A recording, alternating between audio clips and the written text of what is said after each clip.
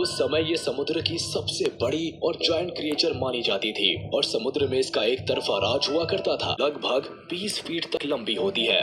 यही वजह है कि मेगलोडॉन को अब तक की सबसे बड़ी शार्क माना जाता है। Impressive set of teeth.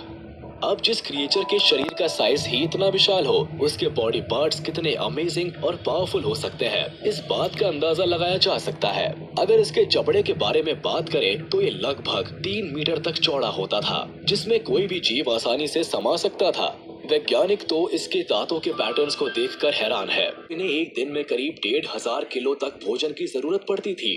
खाने के मामले में ये वेल्स, डॉल्फिन्स और दूसरी शार्क्स को भी नहीं छोड़ती थी, यानी उस समय इसे रोकने वाला कोई नहीं था। कहा जाता है कि अगर नेचुरल तरीके से मेगलोडॉन इस धरती से एक्सटिंक्ट नहीं होती, तो समुद्र में सिर्फ और सिर्फ मेगलोडॉन ही बची रह जाती। Surviving habitat. ये क्रिएचर्स अब इतिहास बन चुकी है और यही वजह है कि समुद्र में दूसरे छोटे बड़े क्रिएचर्स सरवाइव कर पा रहे हैं। Biggest shark of the planet. ये हम आपको इसके बारे में डिटेल्स में बताते हैं ताकि आपको भी इसके साइज, पावर और एबिलिटी का अंदाजा हो सके।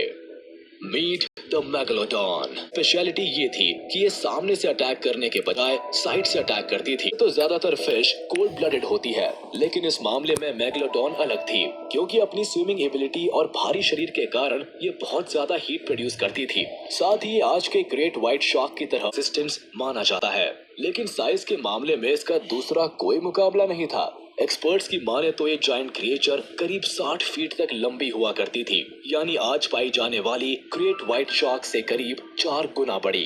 Meet the megalodon. इन्हें किसी खास टेक्निक से डिजाइन किया गया हो।